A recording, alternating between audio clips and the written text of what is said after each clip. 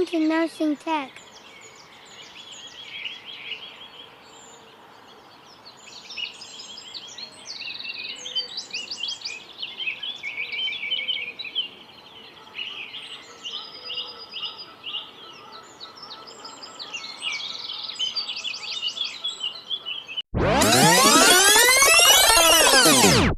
ನಮಸ್ಕಾರ ಸ್ನೇಹಿತರೆ, ಇಂದು ಈ ವಿಡಿಯೋದಲ್ಲಿ ನಾವು BSc nursing result Rajiv Gandhi university ಕುರಿತು ಸಂಪೂರ್ಣ ಮಾಹಿತಿಯನ್ನು ತಿಳಿದುಕೊಳ್ಳೋಣ.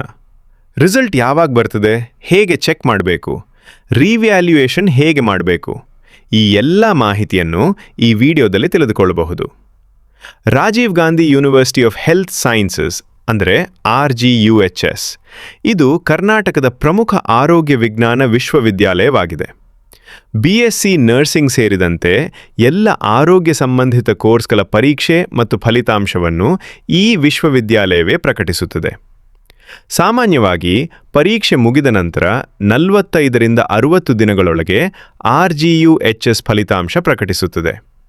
ರಿಸಲ್ಟ್ ದಿನಾಂಕದ ಅಧಿಕೃತ ಮಾಹಿತಿ RGUHS ವೆಬ್ಸೈಟ್ನಲ್ಲಿ ಪ್ರಕಟಿಸಲಾಗುತ್ತದೆ. ಈಗ ರಿಸಲ್ಟ್ ಹೇಗೆ ಚೆಕ್ ಮಾಡಬೇಕು ಅನ್ನೋದನ್ನು ಸ್ಟೆಪ್ ಬೈ ಸ್ಟೆಪ್ ನೋಡೋಣ. ಸ್ಟೆಪ್ 1, ನಿಮ್ಮ ಮೊಬೈಲ್ ಅಥವಾ ಕಂಪ್ಯೂಟರ್ನಲ್ಲಿ ಬ್ರೌಸರ್ ಓಪನ್ ಮಾಡಿ. ಸ್ಟೆಪ್ 2, RGUHS ಅಧಿಕೃತ ವೆಬ್ಸೈಟ್ಗೆ ಹೋಗಿ. ಸ್ಟೆಪ್ 3, ಎಕ್ಸಾಮಿನೇಷನ್ ವಿಭಾಗಕ್ಕೆ ಕ್ಲಿಕ್ ಮಾಡಿ. ಸ್ಟೆಪ್ 4, ರಿಸಲ್ಟ್ಸ್ ಮೇಲೆ ಕ್ಲಿಕ್ ಮಾಡಿ. ಸ್ಟೆಪ್ 5, BSc ನರ್ಸಿಂಗ್ ರಿಸಲ್ಟ್ ಆಯ್ಕೆ ಮಾಡಿ. ಸ್ಟೆಪ್ 6, ನಿಮ್ಮ ರಿಜಿಸ್ಟರ್ ನಂಬರ್ ನಮೂದಿಸಿ. ಸ್ಟೆಪ್ 7, ಸಬ್ಮಿಟ್ ಮೇಲೆ ಕ್ಲಿಕ್ ಮಾಡಿ. ಈಗ ನಿಮ್ಮ ಫಲಿತಾಂಶ ಸ್ಕ್ರೀನ್ನಲ್ಲಿ ಕಾಣಿಸುತ್ತದೆ. ಅದನ್ನು PDF ಆಗಿ ಡೌನ್ಲೋಡ್ ಮಾಡಿಕೊಳ್ಳಿ. ಚಿಕ್ಕ ಟಿಪ್, ಹಾಲ್ ಟಿಕೆಟ್ ಹತ್ತಿರ ಇಟ್ಟುಕೊಂಡ್ರೆ ಸುಲಭವಾಗುತ್ತದೆ. ರಿಸಲ್ಟ್ನಲ್ಲಿ ನಿಮಗೆ ರಿಸಲ್ಟ್ನಲ್ಲಿ ಏನು ಕಾಣಿಸುತ್ತದೆ? Informative tone. ರಿಸಲ್ಟ್ನಲ್ಲಿ ನಿಮಗೆ ಕಾಣಿಸುವ ಮಾಹಿತಿ ಇಂತಿವೆ: ವಿದ್ಯಾರ್ಥಿಯ ಹೆಸರು, register number, subject wise marks, ಒಟ್ಟು ಅಂಕಗಳು ಮತ್ತು ಪಾಸ್ ಅಥವಾ ಫೇಲ್ ಸ್ಟೇಟಸ್. ರಿಸಲ್ಟ್ ನಂತರ ಏನು ಮಾಡಬೇಕು? Motivational tone. ಪಾಸ್ ಆದ್ರೆ ಮುಂದಿನ ವರ್ಷಕ್ಕೆ ತಯಾರಿ ಪ್ರಾರಂಭಿಸಿ. ಫೇಲ್ ಅಥವಾ ಕಡಿಮೆ ಅಂಕ ಬಂದರೆ ಚಿಂತಿಸಬೇಡಿ. ರಿವ್ಯಾಲ್ಯೂಯೇಷನ್ ಅಥವಾ ರೀಟೋಟಲಿಂಗ್ಗೆ ಅರ್ಜಿ ಹಾಕಬಹುದು.